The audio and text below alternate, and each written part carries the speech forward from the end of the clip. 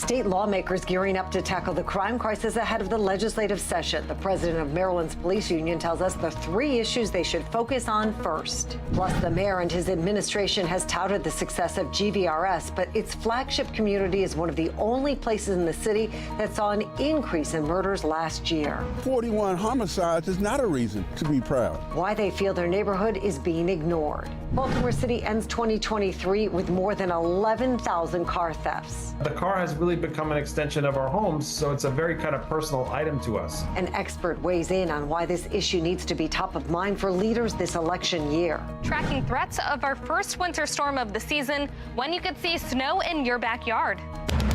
Live from WBFF in Baltimore, this is Fox 45 News at 10. A storm this weekend could end Baltimore's nearly 2-year snowless streak. Of major East Coast cities, Baltimore's gone the longest without seeing at least an inch of snow in 715 days. Wow, the last time Baltimore saw more than an inch of snow was late January of 2022. The city got about an inch and a half of snow back then. Thank you for joining us. I'm Kai Jackson. And I'm Mary Bubala. Let's get right to meteorologist Jasmine Lomax with the latest on the system's timeline. Jasmine?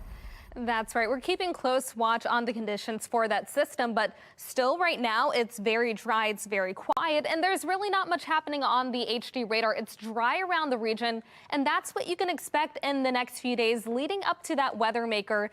That's going to move in on Saturday. Until then, we stay dry, but on Saturday, as that weather maker arrives, we have the chance for rain and snow across parts of the state. We're mainly talking rain for areas east of I-95, but all of the precipitation clears by late Sunday. Coming up, I'll have a look at the timing and where to expect the rain and snow in my Weather Authority forecast. Back to you. Jasmine, thank you. Well, watch us Saturday night and wake up with us on Sunday morning as this next weather maker moves through our area. Our team of meteorologists will be tracking the storm all weekend long, letting you know what you need to be prepared for. And anytime severe weather hits, you can stay ahead of the storm with the Fox 45 Weather Authority app. Search WBFF in your app store. This year's legislative session starts 1 week from tomorrow, with crime expected to be a central focus in Annapolis. A battle is brewing over changes to the state's juvenile crime laws, as Fox 45 News is hearing from more voices calling on lawmakers at every level to take urgent action. Now, you know those folks who have high positions? We already know if it was their children, their loved ones, all the stops would be pulled out. All the stops would be pulled out to find the perpetrators. Lawmakers make laws for a reason. And if you guys are telling us that you're going to reduce crime, how are we seeing this when we are all, like everyone in this city is still afraid of sending their kids to school? Police also sounding the alarm about the state's crime crisis. Fox 45's Mackenzie Frost sat down with the president of the Maryland Police Union to talk about some of his biggest priorities ahead of this year's session in Annapolis. From recruiting officers to addressing the juvenile crime crisis, the Maryland FOP has a lengthy legislative wish list ahead of session beginning next week. With just days until the first bell of the session rings in Annapolis, the leader of the Maryland Fraternal Order of Police says changing the way law enforcement questions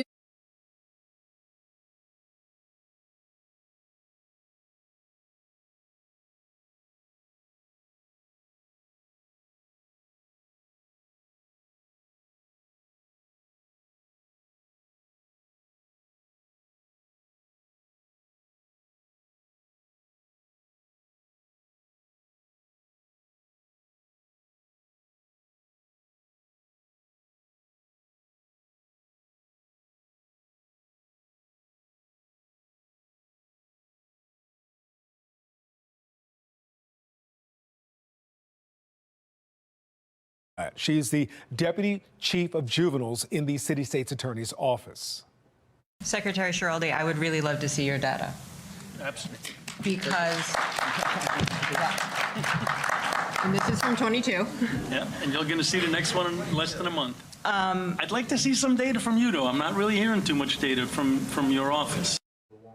In a conversation with Fox 45's Mackenzie Frost today, Rosenblat said her office is waiting on more than 180 cases to be sent from DJS due to the department's intake process. Currently, they act as a bit of a gatekeeper because it's They're intake officers who are making the decision whether the case should be charged immediately or should be charged later, but still charged, or even not charged at all. I think there is an issue with consistency in the city. Is public safety weighed in those decisions? Certainly weighed by my office. It is not always factored in to DJS's sort of formula, I think, for how they're evaluating the juveniles.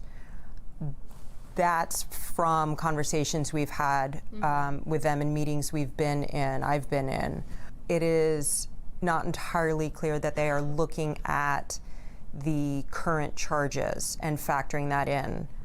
Rosenblat says her communication with DJS has improved in recent weeks and that she's hopeful that will continue. At that same public safety town hall last month, Fox 45 News pressed Senate President Bill Ferguson on how state lawmakers can work through some tension to tackle the state's juvenile crime issues. Where's the reality in this conversation? It's the right question. It's the question I've been asking for the last year. The challenge is probably everyone's a little bit right and everyone's a little bit wrong. And trying to nail down how to get there is key. It is absolutely my commitment that people will be around the table to figure this out. We can't continue like this. While many lawmakers support changing juvenile crime laws, some Democrats, including Senator Will Smith, says that not enough time has passed to see the impact of the laws. Laws that we put in place are going to take a couple of years to fully see the kind of the fruit of the foundations that we've laid and the seeds that we've planted. I, for one, am not interested in rolling back the reforms that we put in place. Well, we want to know what you think. Starting in 2024, do you feel safe in your neighborhood? You can head to foxbaltimore.com/vote to weigh in. We'll check in on those results coming up at 10:30. Well, tomorrow, Mayor Brandon Scott will hold a news conference to talk about public safety and the work his administration and other leaders have done to drive the number of murders in Baltimore under 300 for the first time in 9 years. This graph shows some homicide trends from January 2020 through October of 23. You'll notice the first 2 summers of Scott's administration saw a spike in murders, which helped drive the number of homicides over 300 each of those years. However, that didn't happen in the summer of 2023. In August of 2022, Maryland's U.S. Attorney Eric Barron announced his so-called Al Capone style of prosecution, which he says uses a range of laws to prosecute repeat violent offenders and keep them off the street. This Al Capone model of prosecution is designed to take violent people off the streets by any appropriate legal means necessary. Then 1 year ago, Baltimore City State's Attorney Ivan Bates took office. In his inaugural speech, he told the city he would be tough on crime and had a strong message for any potential criminals. So I say to you, that's thinking about grabbing your illegal handgun and going on the streets of Baltimore City, grab your toothbrush as well. And then we see another drop around July of 2023. It was around that time that Eric Barron and Ivan Bates announced a few big wins. In the span of just a few days, the 2 offices announced 8 defendants pleaded guilty to or were sentenced for gun crimes. All of them were repeat violent offenders. Barron saying the results of their partnership is clear. Homicides are down 25%, and non-fatal shootings are down 6.5%. And we think it's clear, and the data demonstrates that it's because we're working as a team. We're working collaboratively. While it's not clear what the mayor will bring up during his news conference tomorrow, the group violence reduction strategy has been a cornerstone of his public safety plan. GVRS started in the Western District, one of the only places in the city that saw an increase in murders in 2023. Fox 45's Jeff Abel joins us with a closer look. Jeff?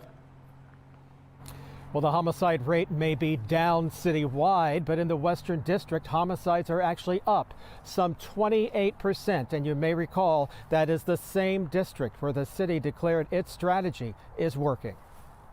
The Western District has been ignored. Those who live in the city's Western District will tell you last year, proved to be one dangerous year. We had one child that got shot in the head. Marvin Doc Cheatham is president of the largest neighborhood association in the Western District. We've had 3 major incidents at Carver. By the end of the year, this district had seen 41 homicides, making it the deadliest district in the city.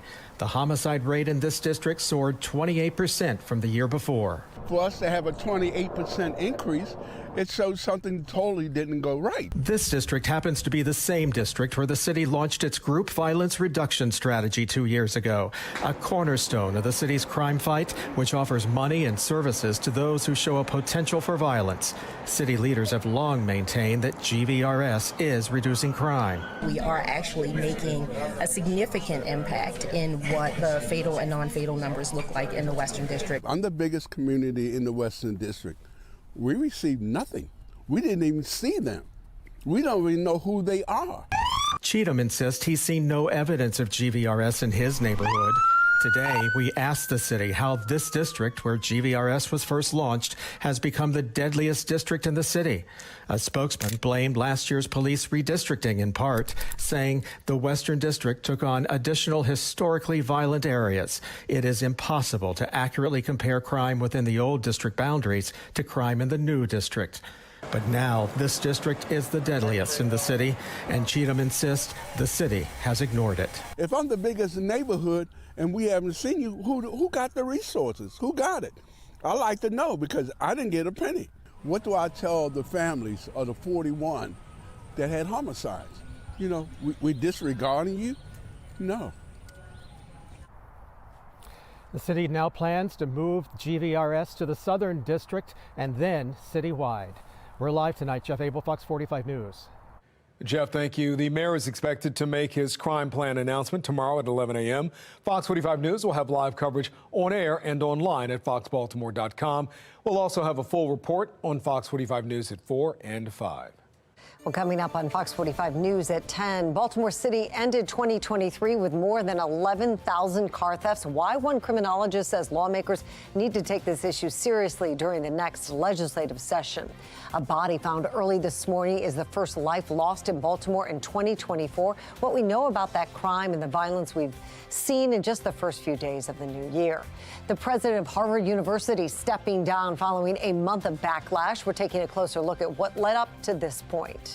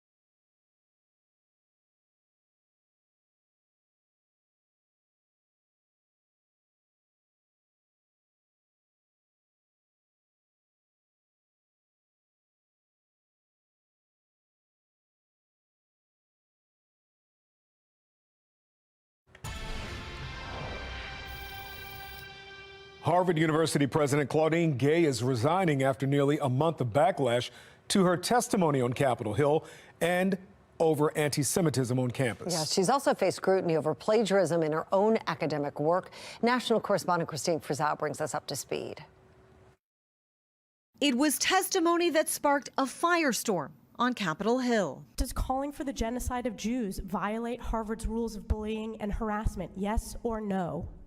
It can be, depending on the context. Harvard President Claudine Gay and 2 other university presidents insisting the school's commitment to free expression was central to what critics saw as a lack of action to anti-Semitic incidents on campus. All of the presidents, I don't think Gay was worse or better than her cohort, at explaining what the values of the university are and what they're doing about anti-Semitism. Her responses prompting calls for her resignation and investigations into Gay's own history, with 6 brand new charges of plagiarism, bringing the total to around 50. A Washington Free Beacon investigation laying out word for word of examples she lifted from other publications. Likely factors in her announcement on Harvard's website that she will be stepping down as president. The Harvard Corporation responding that President Gay has acknowledged missteps and has taken responsibility for them, adding she's also shown remarkable resilience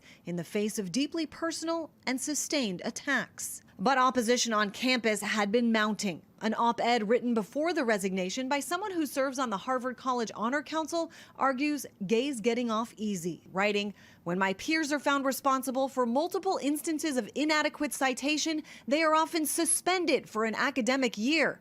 When the president of their university is found responsible for the same type of infractions, the fellows of the corporation unanimously stand in support of her." Claudine Gay is not the only thing wrong with Harvard. The pressure to investigate and change fundamental structures and funding mechanisms and the cultures of these institutions is going to remain. Claudine Gay says she will remain on as faculty at Harvard. Her resignation as president follows that of the former UPenn president, Liz McGill, who stepped down just days after that hearing last month here on Capitol Hill.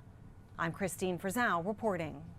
That brings us to our national question of the day. Do you agree with the Harvard president's decision to resign amid plagiarism and anti-Semitism allegations? So far, 93% of those who voted say yes. You can make your voice heard by going to foxbaltimore.com/vote and clicking on the Pulse tab. Well, coming up, a 60-year sentence for a sexual attack on 3 women in Towson. What we're learning about the suspect. Maryland's minimum wage hike kicks in to $15 an hour. Why a taxpayer expert says that might hurt consumers in the long run. We are getting ready for a few quiet days leading up to our next weather maker on Saturday, but you'll notice that temperatures start to get a little cooler every day as we get closer to the weekend. Upper 40s tomorrow, mid 40s on Thursday, and then the cool low 40s on Friday. I'll let you know how the weekend looks and how the weather maker could impact your plans in my Weather Authority forecast. And as we go to break, just a glimpse of the Inner Harbor tonight. Let's call it a calm few days before the storm arrives. Stay with us. We'll be right back.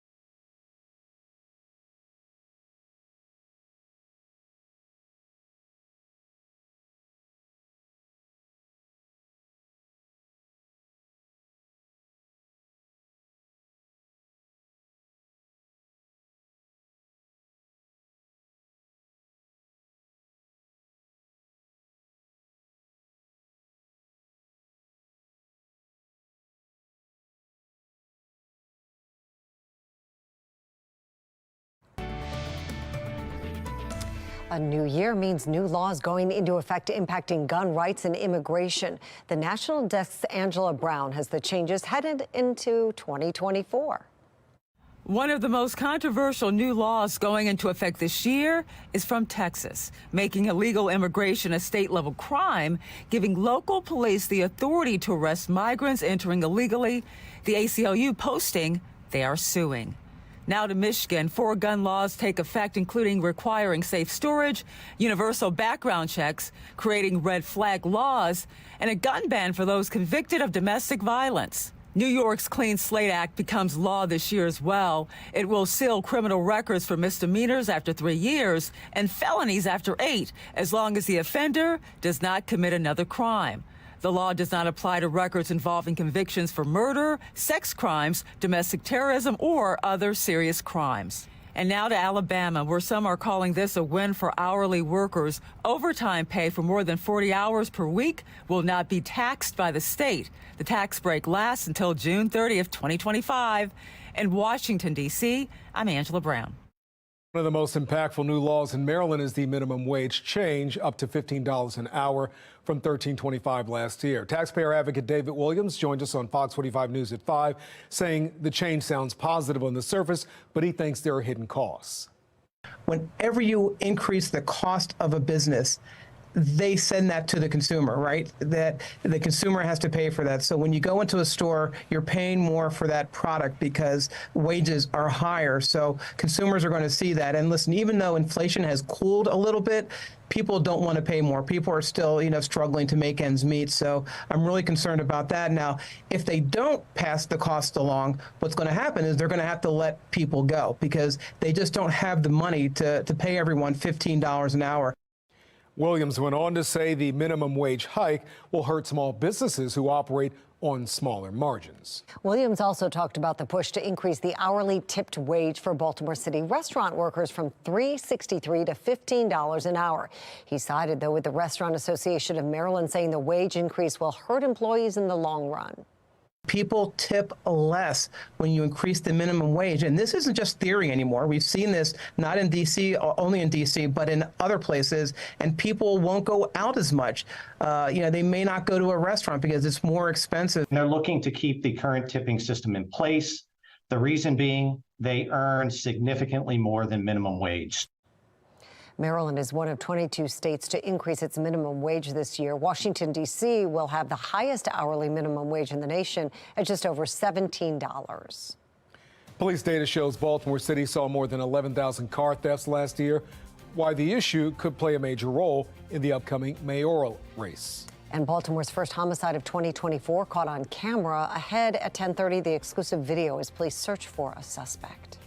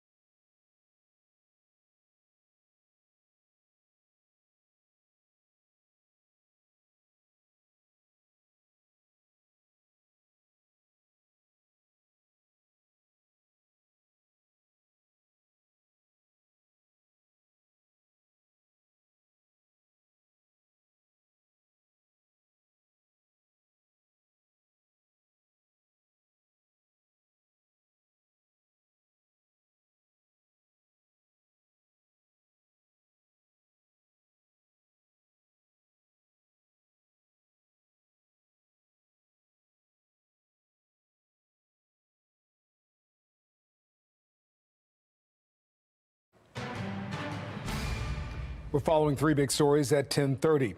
Did you feel a rumble? A small earthquake hit southern Maryland this morning. A local seismologist weighs in on the rarity of earthquakes in this part of the country. The city records its first homicide of 2024 in southwest Baltimore, one of more than 36 crimes in just the past 2 days. Fox 45 News shares the exclusive video. Police data shows Baltimore City surpassed 11,000 car thefts in 2023, as residents and lawmakers say it should be a top priority. Well, tonight we have team coverage of Baltimore's crime response to the start of the new year. We begin with Keith Daniels and why one expert says car thefts should be a top issue for any city leader. Keith? Well, Kai and Mary, Baltimore City Police have released the new numbers, and tonight a closer look at one area of concern where the numbers are trending in the wrong direction.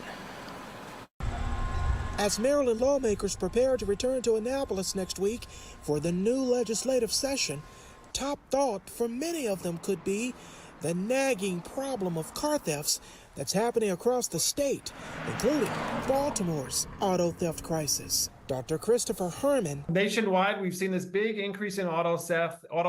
A criminologist and assistant professor at the John Jay College of Criminal Justice in New York, on why the issue of car thefts may be resonating with lawmakers and constituents. For many of us, our cars are an extension of our homes. So when someone steals our car, typically it's a very personal thing. These are the things that we take our kids to and from school with. We go to entertainment or out to dinner with our families. According to police data, as of December 30th, 2023, there had been just over 11,000 auto thefts in the city. The alarm bell started to go off this past summer, around the time an unmarked BPD car was stolen just blocks from police headquarters. We've had a departmental car that's been stolen with police equipment in it. Cars were being targeted by thieves at an alarming rate.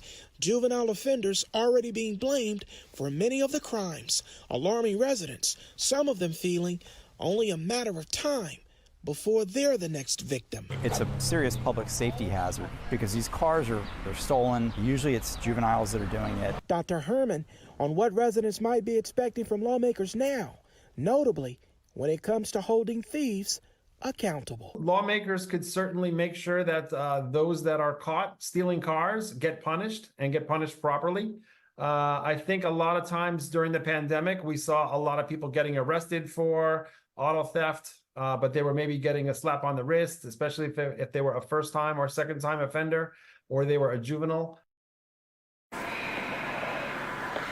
Well, as we head into the new calendar year, the stats will reset. Meantime, Baltimore braces to see if this troubling trend continues. We're live tonight. Keith Daniels, Fox 45 News. Keith, thank you. Police are also sounding an alarm about carjackings, especially by young people. BPD data shows youth carjackings were up 166% in 2023. Last weekend, police say a license plate reader alerted officers to a stolen car in West Baltimore. Police say the FOX45 unit, that's the helicopter, tracked down 2 teens who were then arrested. On Christmas Eve in Baltimore County, a community watch group says they obtained video of 2 suspects swarming someone pumping gas at Green Spring Shopping Center before assaulting that person and driving away in the victim's car. When we pressed Baltimore County Police for the video, they refused to release it. The incident has neighbors worried. Definitely puts me on edge because, like I said, I always look at this area as like a secure area, like nothing like that happens in this area. They should release it to the public to see. Like I said, this is an area you see a lot of people walk, and they walk a lot, especially at night, early morning. Baltimore County Police say that they are working to identify the suspects, and the department does not plan on releasing the footage during the investigation. Well, as we head into the new year, Baltimore police still trying to hunt down suspects from a number of incidents caught on camera. In early December, security cameras caught this man just before and after a shooting on Edmondson Avenue. In the video, the man in the black coat and jeans was seen walking toward the spot where the shooting happened, then ran back past the camera just after the shots were fired. Then there's these men labeled as persons of interest in a 2022 murder. These pictures taken off a highway off-ramp where the man was found dead in his car. While these photos have not helped solve the crime, experts say it's always better when they can catch criminals on camera. The way they talk, the way they walk, the way they dig in their nose, how they hold their hands, their facial expressions, physical expressions. There are a lot of different ways that folk remember people, not just what they look like or what they do, how they act, and mannerisms. Police have made progress with another pair of crimes caught on camera. In late November, 2 people were carjacked in separate incidents at the Mount Washington Pediatric Hospital. Police say they have made an arrest in the second carjacking, but they're not sure if the suspect in the first carjacking is the same person. Less than 48 hours into the new year, Baltimore has seen someone killed. The deadly shooting in southwest Baltimore is one of more than 36 crimes reported across the city in the past 2 days. Fox 45's Alexa Ashwell has exclusive footage from the shooting. Baltimore police have not yet said what they believe led up to this homicide. Neighbors, unfortunately, say they're not surprised by this violent start to the new year. Exclusive footage from a neighbor's back alley camera captures the handful of gunshots that police say led to the discovery of a man here on North Bentaloo Street in southwest Baltimore's Lexington neighborhood early this morning. Hours later, leftover crime tape marking the scene. It's a damn shame, that's all I can say. Many neighbors say they recall hearing the gunshots, but were unaware someone had in fact been killed. Baltimore police say officers responded to the neighborhood after receiving a shot spotter alert, and while canvassing the area, found a man who was unresponsive and had been shot. The department not yet saying what they believe led up to the shooting or if they have any leads on a suspect. Just too many guns, too many murders. This homicide marks Baltimore's first homicide of 2024. And is one of more than 36 crimes that have been reported across the city just days into the new year. There have been at least 3 non-fatal shootings, including most recently a 26-year-old who was shot on South Calverton Road just a few blocks from the homicide. Another case in the city's Central District. Police say a woman was shot multiple times, including in the face by her boyfriend in this parking garage on East Baltimore Street. The 30-year-old suspect was taken into custody. The city also tallying at least 16 aggravated assaults and about the same number of larcenies, according to online city statistics. That's unreal. That's unreal. How do people feel safe, especially people my age group? The violence and fear spilling into 2024. Baltimore police have not yet released the age or name of this victim. Anyone with any information is asked to call Baltimore police. Alexa Ashwell, Fox 45 News. That brings us to our question of the day. Do you feel safe in your neighborhood at the start of the new year? So far, 84% of those who voted say no. You can weigh in by going to foxbaltimore.com/vote. Community members in Bel Air gathered to remember 57-year-old Megan Lewis, a transgender woman shot and killed during a dispute in a condo parking lot last Wednesday. Those in attendance held a moment of silence, passed around cards to write memories of her. Family and friends say Lewis was an inspiration to the LGBTQ+ community. She mentored a lot of us, and she gave, especially young LGBTQ people, she gave them a space where they could be themselves. Megan had a knack for showing up in your life just when you needed her the most. She took you into her home, her kitchen, her heart. Whether you needed a bed or a friend to understand, she was there. 47-year-old Brian Dellen was arrested in connection to the shooting. He faces charges of second-degree murder, first-degree assault, and firearm used in a felony. Court records show he was released 1 day after his arrest. He will be back in court later this month. A man is sentenced to 60 years in prison after pleading guilty to 3 counts of first-degree rape. Last February, 28-year-old Quancy Davis threatened 3 Towson University students at gunpoint near Towson Circle, according to police. Prosecutors say Davis then forced them into an alley and forced them to perform a sex act. He pled guilty to that crime in September.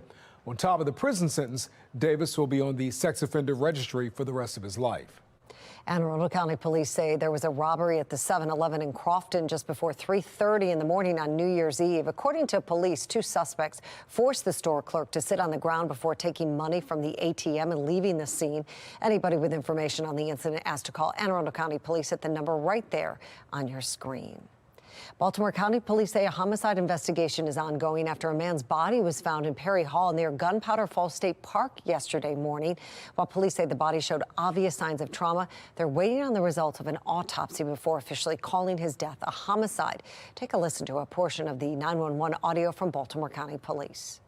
Caller saying it's a body in a ditch and that they are 10-7, hands pale, and head bloody, bag next to him. Well, according to County Police, somebody passing by noticed the body in a ditch just before 8:30 a.m. on New Year's Day. Fox 45 News spoke to Baltimore County Executive John Olszewski this morning as part of our Your Voice series.